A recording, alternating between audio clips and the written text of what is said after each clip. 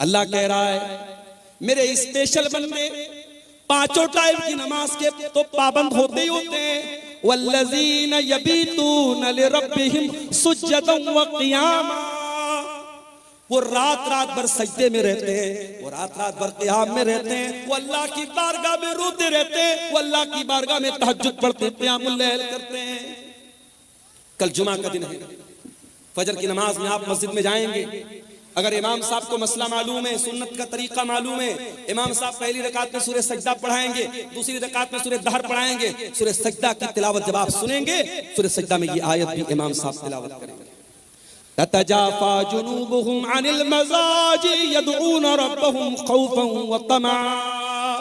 मेरे नेक बंदे वो हैं जो अपने बिस्तर से अलग रहते हैं, रातों में लोग सोए रहते हैं, मेरे नेक बंदे अपने बिस्तर से अलग होकर अल्लाह की बारगाह में रुकू कर रहे होते हैं, अल्लाह की बारगाह में सजदा कर रहे होते हैं। मेरे नेक बंदे तहज्जुद पढ़ते हैं, मेरे नेक बंदे क़ियामुल लैल करते हैं।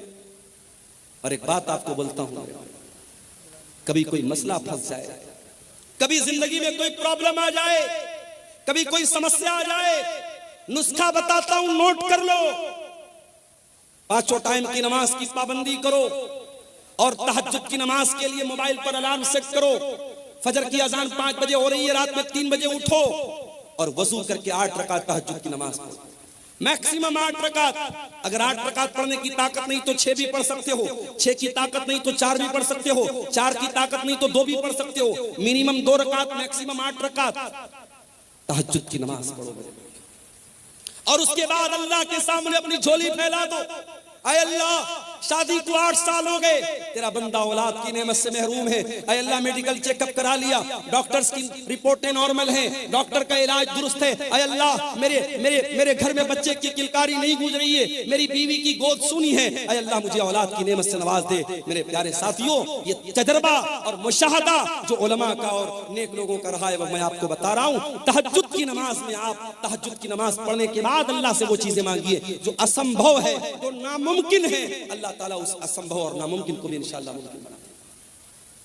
तजर्बे और मुशाहदे की बात बता रहा हूं, क्योंकि वो वक्त ऐसा है मेरे प्यारे साथियों जब अल्लाह खुद आसमान दुनिया पर नाजिल होता है और अल्लाह खुद कहता है अपने बंदों से, मांगो मुझसे, मैं तुम्हारी पुकार को सुनूंगा, मुझसे मग़फ़िरत तलब करो, मैं तुम्हें माफ कर दूंगा, मुझसे सवाल करो, मैं तुम्हें दूंगा। अल्लाह देने के लिए उतरा है, अल्लाह दे रहा है। और मेरे प्यारे साथियों, हम इतने बदनसीब हैं, हम उस मुबारक वक्त को, उस अजीम घड़ी को हम उसको खो देते हैं। मेरे प्यारे साथियों, तहज्जुद की नमाज आपको बहुत कुछ ऐसा देगी जो आपको सोच के भी बाहर है, आपके तसव्वुर से भी बाहर है। अल्लाह कह रहा है मेरे स्पेशल बंदे रातों को तहज्जुद की नमाज पढ़ते हैं। और आगे बढ़िए, अच्छा तहज्जुद पढ़ते हैं इसका मतलब नेक लोग हैं। अब जब नेक लोग हैं तो उनको तो अपने आप पर एक खुशी होनी चाहिए कि साहब हम तो तहज्जुद पढ़ने वाले हैं, जन्नत तो हमारे बाप की होगी, जन्नत में तो हमारा रिजर्वेशन हो गया। नहीं, तहज्जुद पढ़ने के बावजूद अल्लाह के अजाब से डरते रहते हैं।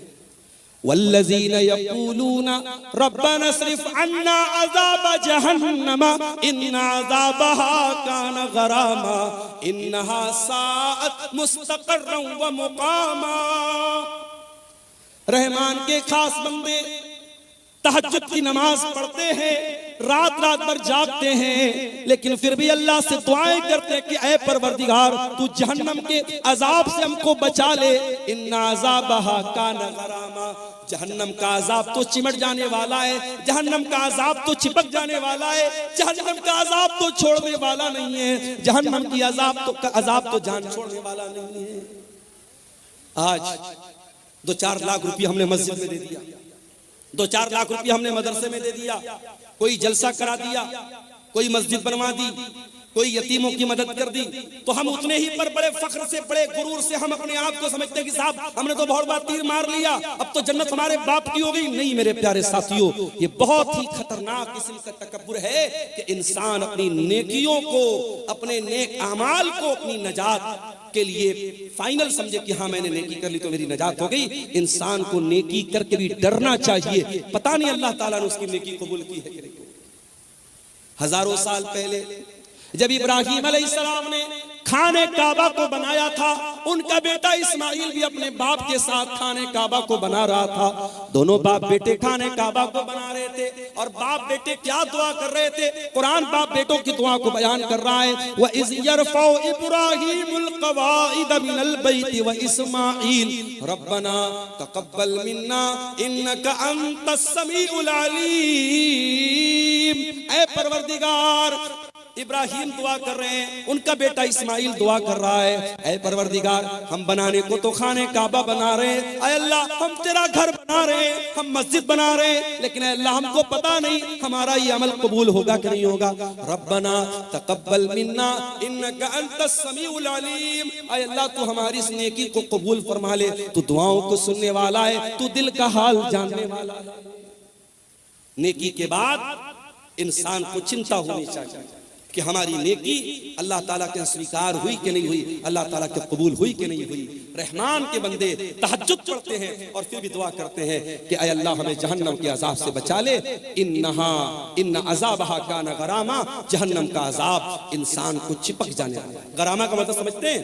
अरबी जबान में जब कोई किसी से कर्जा लेता है तो जो कर्जा वसूलने के लिए आता है उसके लिए अरबी में गराम का लफ्ज इस्तेमाल होता है। जाहिर है कि अगर आपने किसी से कर्जा लिया है तो बार बार आपके घर पे आएगा, आपको छोड़ेगा नहीं आपसे जब तक पैसा नहीं ले लेगा। जहन्नम का अजाब भी गरामा है, जहन्नम का अजाब छोड़ने वाला नहीं है, जहन्नम का अजाब चिपक जाने वाला है, चिमट जाने वाला। अल्लाह ताला हम सबकी हिफाजत फरमाए। इन्नहा साअत मुस्तक़र्रन व मुक़ामा, जहन्नम बड़ा ही बुरी जगह है, बड़ा ही बुरा ठिकाना है। और आगे बढ़िए, रहमान के बंदों का अखलाक आपने देख लिया, रहमान के बंदों की नमाज आपने देख ली, रहमान के बंदों की दुआ आपने देख ली। अब थोड़ा सा और आगे बढ़िए, अल्लाह फरमाता है वल्लज़ीना इज़ा अनफ़क़ू लम युस्रिफ़ू व लम यक़्तुरू व काना बैन ज़ालिका क़वामा। रहमान के बंदे जब खर्च करते हैं तो ना तो फजूल खर्ची करते हैं, ना बखीली करते हैं, वो बीच का रास्ता अपनाते हैं। वो ना तो कंजूस होते हैं, ना बखील होते हैं, और ना ही दौलत होने के बावजूद ना तो दौलत होने के बावजूद कंजूस होते हैं, ना दौलत का मिसयूज करते हैं, गलत इस्तेमाल करते हैं, ना फजूल खर्ची करते हैं, ना कंजूसी। हमारे समाज में दोनों तरीके के लोग होते हैं। बाज लोग इतने बड़े कंजूस हैं, बहुत पैसा है, लेकिन ढंग का कपड़ा भी नहीं पहनते। बीवी बेचारी तरसती रहती है कि अरे मुझे फला कपड़ा दिला दो, फला साड़ी दिला दो, फला सूट दिला दो, इसके बाद बहुत पैसा है, मगर नीयत इतनी खराब है, बीवी बेचारी वो रोती रहती है और ये बीवी कभी हक अदा नहीं करती। बच्चे तरस जाते हैं अच्छा खाना खाने के लिए, ये कंजूस अपनी दौलत को सजा सजा के रखता है, जमीनें खरीदता है, जायदाद खरीदता है। मेरे प्यारे साथियों, ये जमीनें, ये जायदादें आपके मरने के बाद ये दूसरों के हाथ लग जाएंगी। जब तक आप जिंदा हैं, अगर अल्लाह ताला पैसा दे रहा है, अपने शरीर पर भी खर्च करो, अपने जिस्म के ऊपर भी खर्च करो, अच्छा खाओ, अच्छा पहनो, बच्चों को अच्छा खिलाओ, अगर मौका मिले थोड़ा दुनिया भी घूमो, थोड़ा तफरी भी करो, थोड़ा अच्छी जगहों पर अपने बाल बच्चों को लेके जाओ। अगर अल्लाह ने दौलत दी है तो उम्रा भी कर लो, हज भी कर लो। मेरे प्यारे साथियों, ये जिंदगी कितने दिन साथ देगी हम नहीं जानते। हम नहीं जानते हैं कब कौन सी बीमारी आ जाए, हार्ट अटैक आ जाए, और कब इंसान मर जाए, हम नहीं जानते। मेरे प्यारे साथियों, अभी 4-5 दिन पहले बनारस में मैं बाइक पर जा रहा था। बनारस में वो टैक्सी चलती है, बाइक वाली टैक्सी, उस पर मैं जा रहा था। एक गैर मुस्लिम नौजवान था, बाइक चला रहा था। मेरी आदत है बाइक पर बैठता हूँ जब इस तरीके की बाइक पर, तो पूछता हूँ जो चलाने वाला होता है कि भाई क्या नाम है, कहाँ के रहने वाले हो। तो उसने बताया बनारस के करीब का वो रहने वाला था। वो उसके खुशिये में, उसके पेशाब के मकाम पे जो खुशियतैन होते हैं, जो टेस्टिकल्स होते हैं, उसमें उसको कैंसर हो गया। सोचिए 20-25 बरस का नौजवान, टेस्टिकल्स में कैंसर हो गया है, और वो बेचारा इलाज कराने के लिए बनारस आया था, और अपने माँ बाप का अकेला बेटा था, घर में कोई कमाने वाला नहीं था। वो बेचारा कैंसर के मर्ज से जो दो चार था, और वो बनारस में बाइक चला करके अपना इलाज का खर्चा निकालने की कोशिश कर रहा है। उसकी हालत देख करके मेरे भाइयों मुझे बड़ा तरस आया, और मैं सोचने लगा कि सोचो ये इंसान जो इस कदर खतरनाक बीमारी में मुब्तला है, ये भी बेचारा बाइक चला रहा है सिर्फ इसलिए ताकि 4 पैसे आ जाएं और मेरे इलाज की में आसानी हो जाए। दुनिया में मेरे प्यारे साथियों इस तरीके के बहुत सारे लोग भरे पड़े हैं। कौन सी बीमारी, कौन सा एक्सीडेंट, कौन सा हादसा आ जाए और जिंदगी खत्म कर दे हम नहीं जानते। जब तक जिंदगी है तंदुरुस्ती है उसका सही इस्तेमाल करो, दौलत है उसका सही इस्तेमाल करो, कंजूस भी मत बनो, बखील भी मत बनो, बीवी का हक अदा करो, बच्चों का हक अदा करो, अच्छा खाओ, अच्छा पहनो, अच्छे मकान में रहो, अल्लाह की नेमतों का फायदा उठाओ। और इसका यह मतलब भी नहीं है कि आपकी इस्तिताअत 10,000 का मोबाइल लेने की है लेकिन आप लोन पर और EMI पर आप लाख रुपए का आईफोन ले रहे हैं। ताकत 10,000 का मोबाइल लेने की है मगर लोन पर और EMI पर आप क्या ले रहे हैं? 1 लाख रुपए का आईफोन ले रहे हैं। ये मेरे प्यारे साथियों, जितनी बड़ी चादर हो इंसान को पैर उतना ही फैलाना चाहिए। न फजूल खर्ची करना इस्लाम में सही है, न बखीली करना इस्लाम में सही है। आज जलसा होता है, सोशल मीडिया पर जलसों के बारे में कितनी बातें होती हैं, खासतौर से सीमांचल के जलसों के बारे में लोग बोलते हैं बड़ी फजूल खर्ची होती है। कभी कोई इस पर क्यों नहीं चर्चा करता? ठीक है, जलसों में जो खराबियां हैं उसको हमें दूर करना चाहिए, इस पर भी तो चर्चा होनी चाहिए कि सीमांचल में पूरे इंडिया में मुसलमान शादियों में कितना पैसा पानी की तरह बहाता है। उत्तर प्रदेश की 2 शादियां अभी हाल ही में करंट में मेरे सामने आई। सिद्धार्थनगर में शादी हुई, मुसलमान लड़का बारातियों पर पैसा लुटा रहा है और 20 लाख रुपया उसने बारातियों पर नोटों की गड्डियां उसने उड़ा दी, 20 लाख रुपया उसने पानी की तरह बहा दिया। मेरठ में एक शादी हुई और दुल्हे को ससुराल से 2.5 करोड़ रुपए मिलते हैं और दुल्हा अपनी साली को घड़ी पहनाने का जो तोहफा देता है, जिसको घड़ी की पहनाई बोलते हैं, वो तकरीबन 11 लाख रुपए देता है। मौलवी साहब को निकाह पढ़ाने का 11 लाख रुपया दिया जाता है। क्या ये इसराफ नहीं है? क्या ये फजूल खर्ची नहीं है? अपने नाम के लिए, अपनी शोहरत के लिए, अपने आप को प्रसिद्ध करने के लिए और मशहूर करने के लिए आज मुसलमान पैसा पानी की तरफ बहाता है। मेरे प्यारे साथियों, अल्लाह क्या इसका भी हिसाब देना पड़ेगा। पैसा कहां से आया और पैसा कहां खर्च किया। आप ये कह करके पल्ला नहीं झाड़ सकते मेरा पैसा था, मेरी मर्जी थी, मैं जहां चाहे खर्च करूं। नहीं, अल्लाह आपसे पूछेगा ये पैसा हमने तुझे दिया था, ये दौलत हमने तुझे दी थी, तुझे बताना पड़ेगा तूने पैसा कहां से आया और ये पैसा तूने कहां खर्च किया। वल्लज़ीना इज़ा अनफ़क़ू लम युस्रिफ़ू व लम यक़्तुरू व कान बैन ज़ालिका क़वामा। रहमान के खास बंदे जब पैसा खर्च करते हैं, जब दौलत खर्च करते हैं, न फजूल खर्ची करते हैं, न बखीली करते हैं, व कान बैन ज़ालिका क़वामा, वो बीच का रास्ता अपनाते हैं।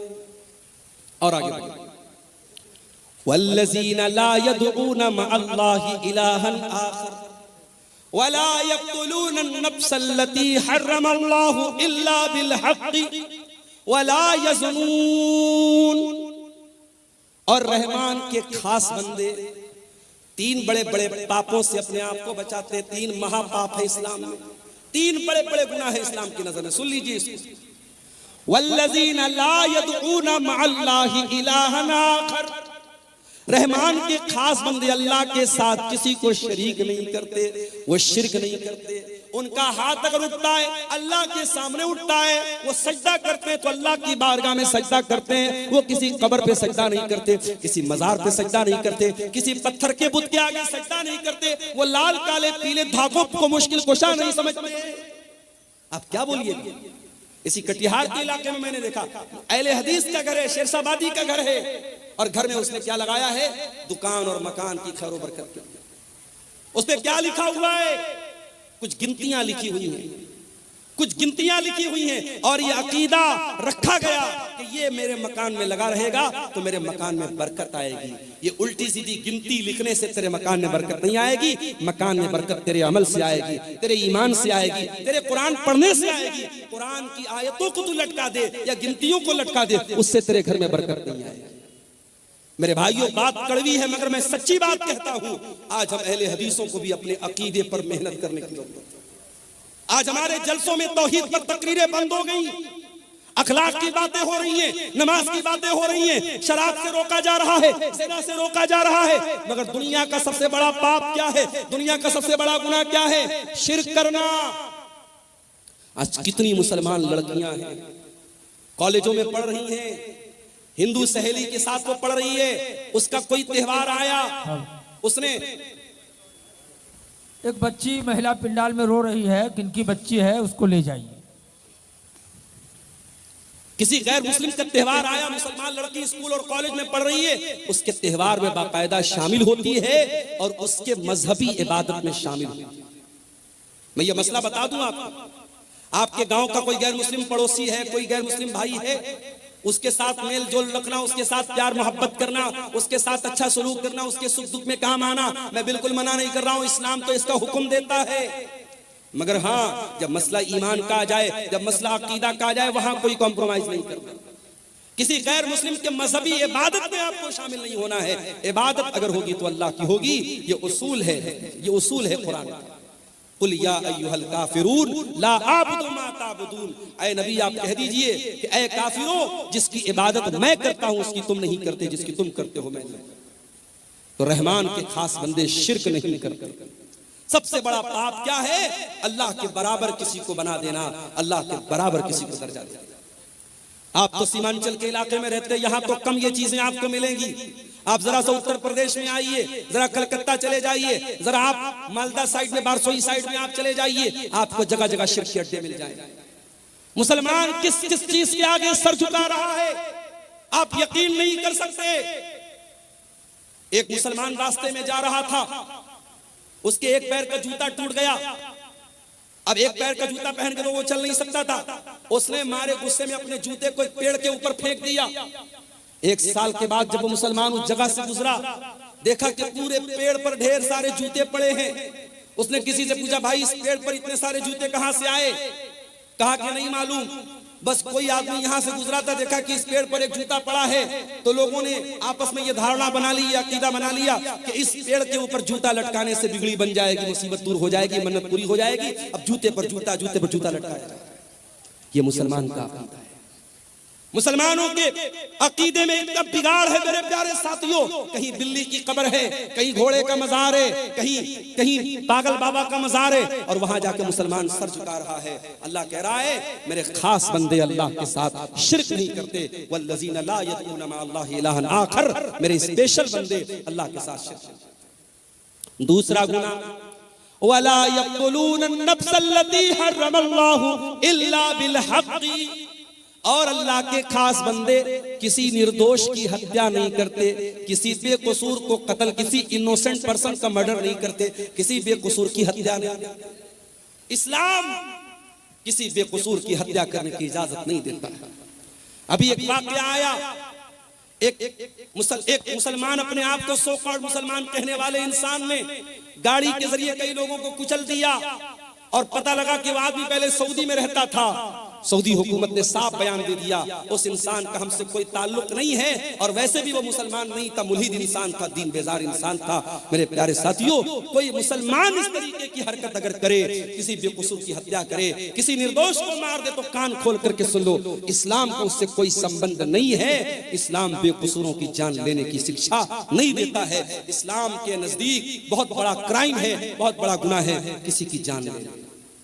हाँ, इस्लाम में 3 ऐसे मकामात हैं जहां किसी की जान ली जा सकती है, ये भी याद रखो।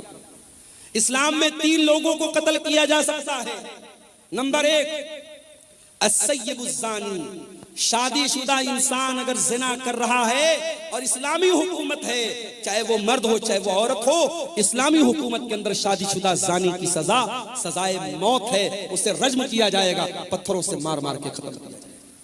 नंबर 2, अल-क़त्ल बिल-क़त्ल, अगर किसी ने किसी की हत्या की है तो हत्यारे को उस हत्या के बदले, उस कत्ल के बदले हत्यारे को कत्ल किया जाएगा, कातिल को कत्ल किया जाएगा, कातिल से क़िसास किया जाएगा, उसको भी इस्लाम में उसकी इजाजत दी गई है। और नंबर 3, अल-मुफ़ारिक़ु लिदीनिही, इस्लामी हुकूमत के अंदर अगर कोई मुसलमान रहता है, वो इस्लाम को फॉलो करते करते अगर इस्लाम को छोड़ देता है और किसी दूसरे मजहब को स्वीकार कर लेता है, मुर्तद हो जाता है, मुशरिक हो जाता है, काफिर हो जाता है, अगर इस्लामी हुकूमत के अंदर ऐसा काम करता है तो इस्लाम में मुर्तद की सजा सजाए मौत है। इस्लाम ये कहता है अगर आप इस्लामी हुकूमत में रहते हैं, आप इस्लाम को छोड़ के किसी और मजहब पर अमल करते हैं, कोई मसला नहीं है, आप रह सकते हैं। लेकिन अगर आप इस्लाम को फॉलो करते हैं और इस्लामी हुकूमत के अंदर रहते हुए आप अगर मुर्तद होते हैं, अल्लाह के दीन को छोड़ करके कोई और दीन अपनाते हैं, तो फिर ये माफी के लायक जुर्म नहीं है,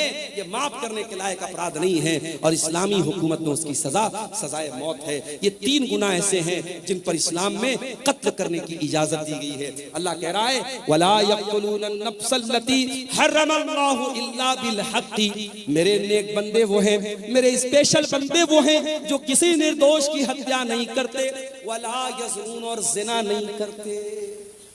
ये तीसरा बड़ा गुनाह है, जिना करना, बदकारी करना, शर्मगाह का गलत इस्तेमाल करना, ये जिनाकारी और बदकारी इस्लाम की नजर में तीसरा बड़ा गुनाह है। इसीलिए जब अल्लाह के नबी से पूछा गया, आय अल्लाह के नबी अय्युज़ ज़म्बि आज़मु इंदल्लाह, अल्लाह के नजदीक सबसे बड़ा गुनाह क्या है?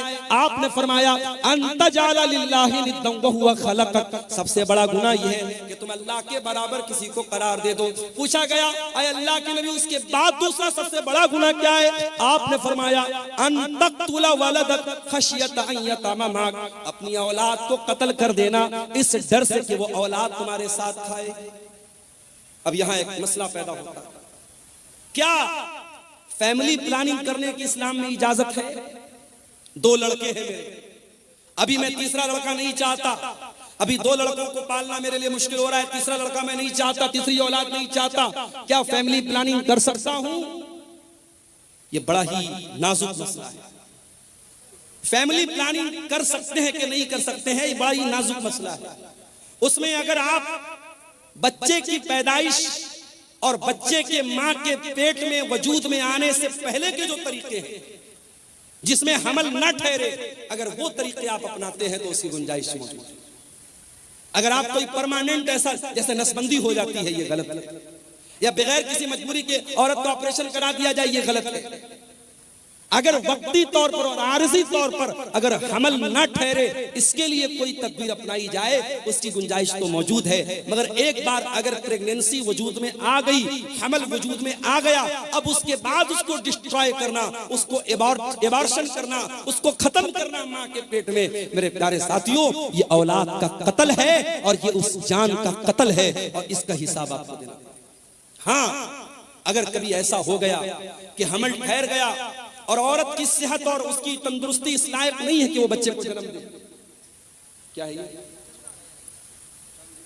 चांदी की का पायल किसी अल्लाह की बंदी ने, किसी हमारी बहन ने ये दिया है, इस मस्जिद का चंदा है, मदरसे का, ईदगाह के लिए, ईदगाह के लिए दिया है। अल्लाह ताला इस बहन के इस चंदे को कबूल फरमाए। तो मेरे भाइयों, अगर प्रेगनेंसी ठहर गई है, उसके बाद जब तक बहुत ही क्रिटिकल केस ना हो और डॉक्टर्स का इस बात पर इत्तेफाक ना हो कि अगर ये हमल ठहरा और बच्चा हुआ, मां की जान को खतरा हो जाएगा, उस अवस्था में, उस सिचुएशन में तो इजाजत दी जा सकती है। नॉर्मल हालात में अगर हमल ठहरा है, उसको कोई खत्म करता है तो ये भी औलाद का कत्ल है। अल्लाह के नबी फरमाते हैं दूसरा बड़ा गुनाह क्या है? औलाद को कत्ल कर देना इस डर से कि वो आपके साथ है। और खबरदार, कोई ये ना सोचे अपनी औलाद को हम खिलाते हैं, नहीं। मैंने अपनी जिंदगी में तजर्बा देखा है। क्या हुआ? मेरी 3 बेटियां हैं, 2013 में शादी हुई, 14 में मेरी बड़ी बेटी पैदा हुई। मैंने जिंदगी में अपना तजर्बा मैं आपको बता रहा हूं, मैंने महसूस किया है। खासतौर से बेटी जब पैदा होती है, इंसान अपनी जिंदगी में, अपनी रोजी रोटी में, अपने कारोबार में, अपनी मईशत में बरकत महसूस करता है। औलाद अपना मुकद्दर लेके आती है। आप खबरदार ये मत सोचिए कि आप अपनी औलाद को खिलाते हैं। आपको भी खिलाने वाला अल्लाह है और आपकी औलाद को भी खिलाने वाला अल्लाह है।